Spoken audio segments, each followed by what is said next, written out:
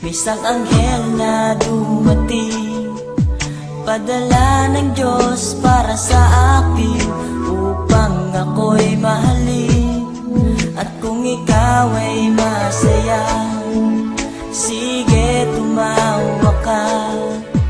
Ilakas mo pa, isigaw mo pa, mahal mo kong talaga. Minahal naman kita, bakit ako iniwan mo?